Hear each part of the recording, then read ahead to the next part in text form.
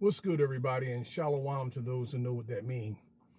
I want to do a quick video, or as quick as I can, on the art of conversation. As a person who listens to lectures and debates and arguments on certain platforms, as well as on TikTok and Facebook, and not to forget Clubhouse, I've been thinking on why is it that people like to interrupt people when they're talking, when they're speaking. I came to the conclusion that people don't really understand what a conversation is. People think a conversation is simply two people talking. That can be a conversation, but it could also be an argument. Think about when you may see some young kids, and unfortunately some adults, outside in the streets arguing. They're talking over top of each other, as well as maybe physical altercations, but they're talking over top of each other. Somebody's making a point, somebody's making a cross point, and they're all over each other. Well, sometimes that happens in a conversation that's not violent. It's just somebody saying something, and what you end up having is a reaction to trigger words. Certain words come out, and it makes a person react. What you have to understand is discipline. Think about when you were in school. When the teacher spoke, you didn't just blah, blah in the classroom. What did you do? You raised your hand.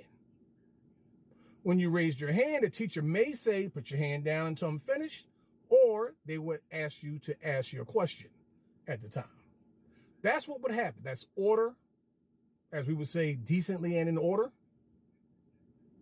But you have to have that same discipline that you had in school in the streets, on the platforms.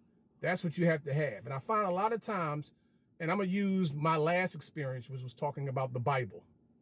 And that's a big trigger right there, because people have belief systems. And when they hear certain words or phrases, it triggers them to respond. And they just jump right out there. You know, one was funny today because a young lady was bringing out something biblically.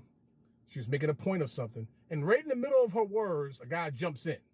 Hey, but the funny part about it wasn't that he jumped in, but he jumped in, asked a question.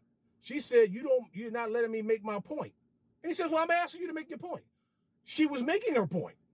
She didn't need you to interrupt her and say, I need you to make your point.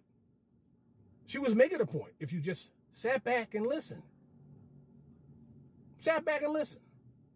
That's what you do in a conversation. You listen when the person makes their point, and also to the person making the point, you want to make it as quickly as possible. You want to be able to do that. Me, myself, I'm guilty of rambling. I can ramble sometimes. Maybe you might think I'm rambling now, but even I have to be disciplined in not doing that, so people don't get bored and things like that there. So you want to be able to have discipline in a conversation. You'll get further. Because everybody believes they're right. Everybody believes they're right. Nobody goes into a conversation knowing they're wrong. They believe they're right.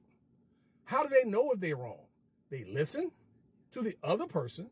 Maybe do some research. If you're talking about Bible or history, something like that, you do your own research. You write down what the other person says and you research it. You can make your point. Well, I still believe this right now, but I'll look it up. I'll do some study on that or whatever the case may be. And that's a decent conversation. That's a decent, you can't deny it. That's a decent conversation. That's how you have it. But if you're going to on top of each other, you're not having a conversation. You're having an argument. You're arguing. There's no difference between you and the person on the street. Other than physical stuff, there's no difference between the two of you. Hell, probably, and you know yourself, anyone listening to this and has been in a conversation like that, ask yourself, in your mind, were you fighting? Were you having thoughts of, if you was right here in front of me, I'd do this? Huh? Are you in the background doing all this stuff while they're talking and not listening? Probably. Not always, but probably. Learn to have discipline, period. But in this particular case, in this context of this video, have discipline in conversation. You'll get further. Have a good day. Shalom.